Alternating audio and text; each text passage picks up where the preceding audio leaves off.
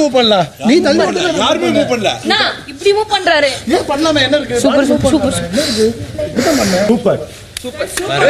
இப்பதான் இது வந்து தலைவனா தலைவியா இல்லையா?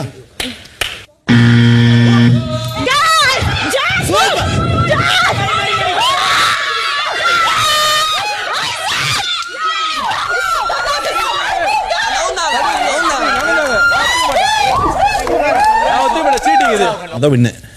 பிராக்டிகலா சொல்லணும்னா அவங்க தான் வின்னு. ஆனா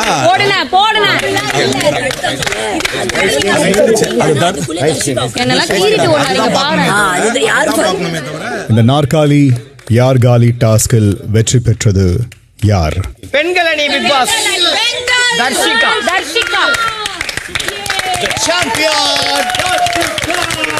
சூப்பர் கங்க்ராட்ஸ். வாழ்த்துக்கள் தர்ஷிகா.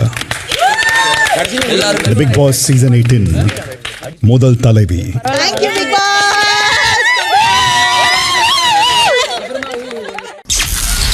முதல் நாள் இரவு 9:40. இந்த பிக் பாஸ் சீசன் 8 முதல் வார நாமினேஷன் ப்ராசஸ் இப்போது நடைபெறும். உங்க எல்லாருக்கும் முக்கியமான சில பாயிண்டர்ஸ். நாமினேஷன் என்பது இந்த வீட்டை பொறுத்தவரை உங்கள் உரிமை. ஒருத்தரை நாமினேட் செய்யறதுக்கு மன்னிப்பு எக்காரணத்தை கொண்டும் கேட்க வேண்டிய அவசியம் இல்லை. ஏன்னா அதுதான் இந்த போட்டியோட சாராம்சம். இந்த பிக் பாஸ் வீட்டை விட்டு வெளியேற்ற 2 நபர்களை சரியான காரணத்தோட இந்த வார எவிக்ஷன் ப்ராசஸிற்கு நாமினேட் செய்யணும். வீட்டின் தலைவி தர்ஷிகாவை நீங்க நாமினேட் செய்ய முடியாது என்பதை நினைவில் வச்சுக்கோங்க. தர்ஷிகா, கன்ஃபெஷன் ரூமுக்கு வாங்க.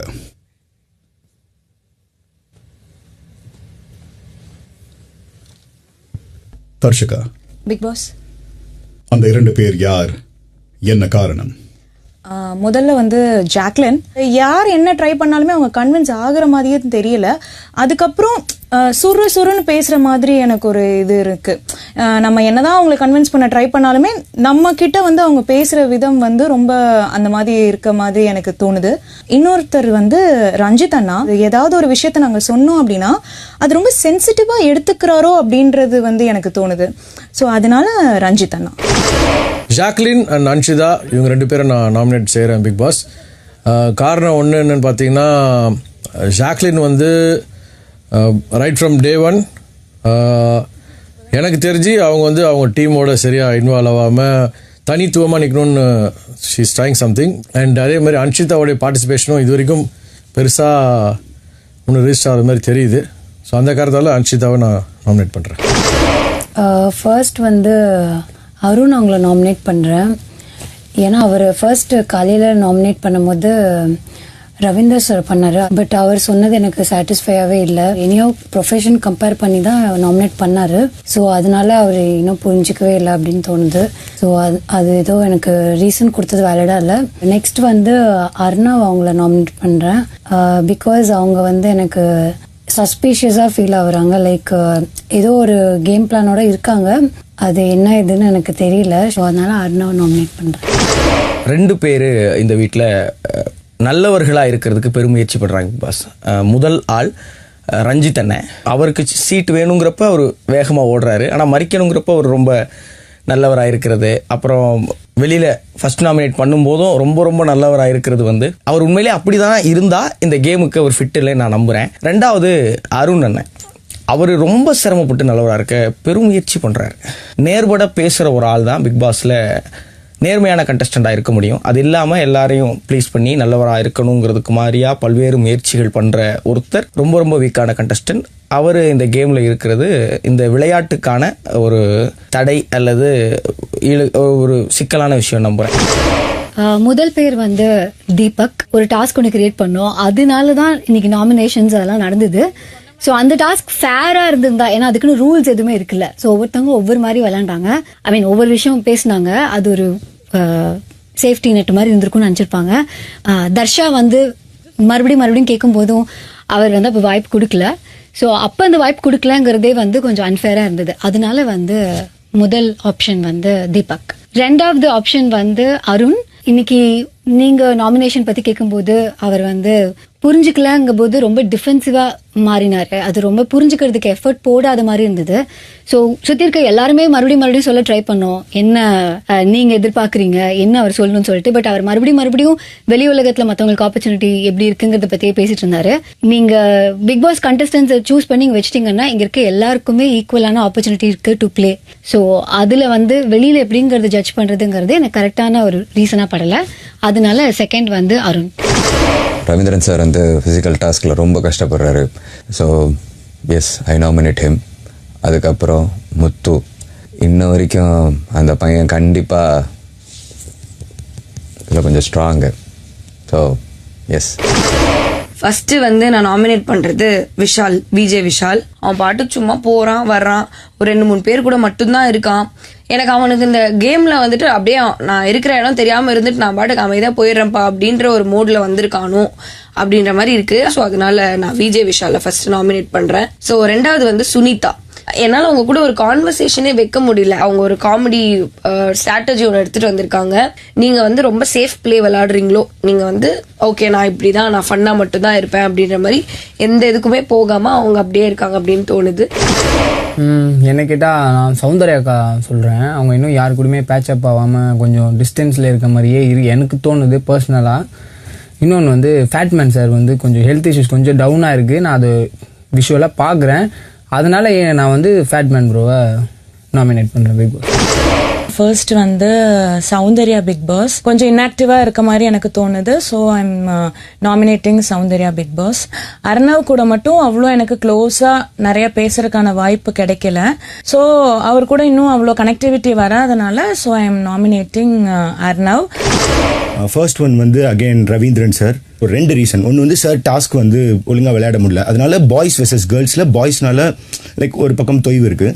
இன்னொரு பக்கம் சார் வந்து mentally he is very strong and எனக்கு பயமாக இருக்குது இந்த கேமில் ஒருவேளை சார் எனக்கு ஆப்போனண்ட்டாக இருப்பாங்கன்னு ஒன்று. ரெண்டாவது வந்து சௌந்தர்யா கம்பேரிட்டிவ்லி மற்றவங்களை விட அவங்க கொஞ்சம் எனர்ஜி லோவாக இருக்காங்க, இன்னும் பழக ஆரம்பிக்கலன்னு நினைக்கிறேன். மேபி டைம் வந்தால் பழகலாம். பட் இப்போதைக்கு என்னோட கருத்துப்படி சௌந்தர்யா அண்ட் ரவீந்திரன் சார்.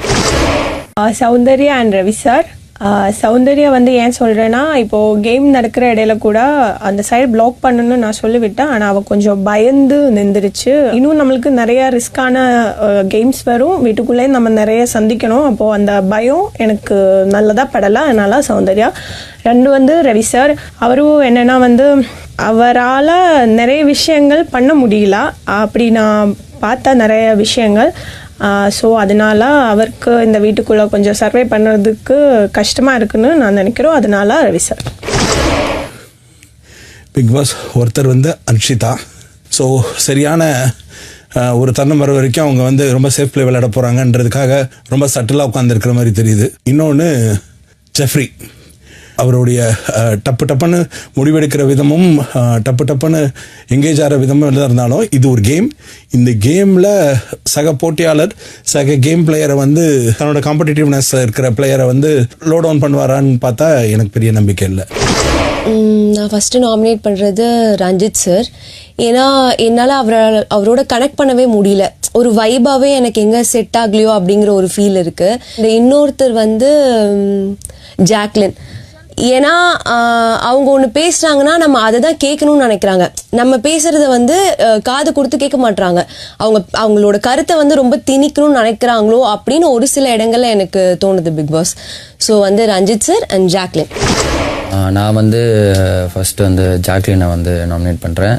ஏன்னா இன்றைக்கி சாட்சி நான் வெளில போகும்போது அவங்க ஒன்று சொன்னாங்க, இந்த மாதிரி லைக் நான் இங்கே இருக்கணும், நான் ஸ்ட்ராங்கஸ்டான கண்டஸ்டன்ட், அதனால நான் ஒன்று நாமினேட் பண்ணுறேன்னு.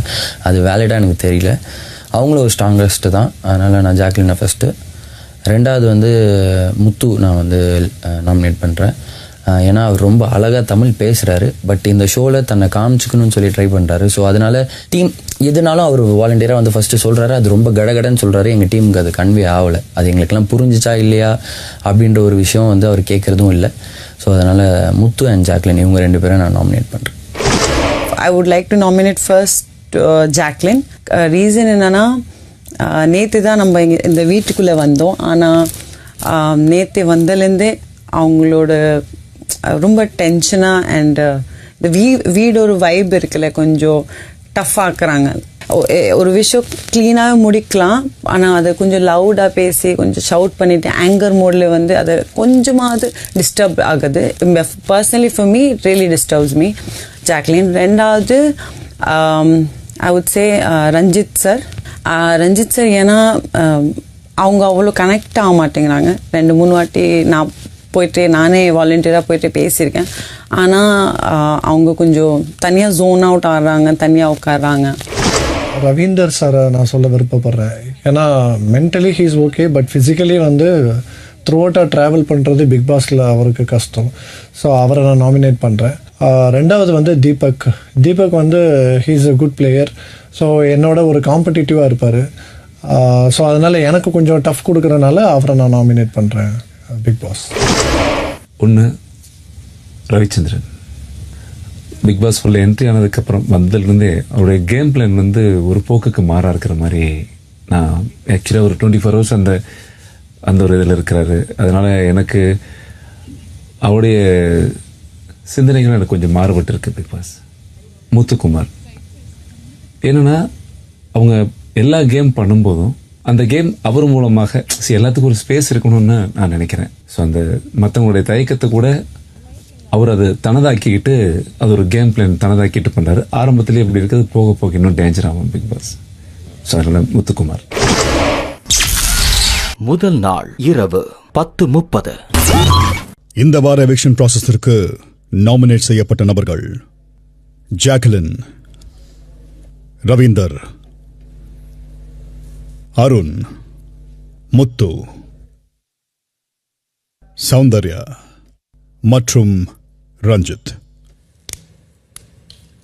இத்துடன் இந்த நாமினேஷன் ப்ராசஸ் முடிந்தது. எல்லாரும் அன்றாட வேலைகளை பார்க்கலாம். சிறப்பு.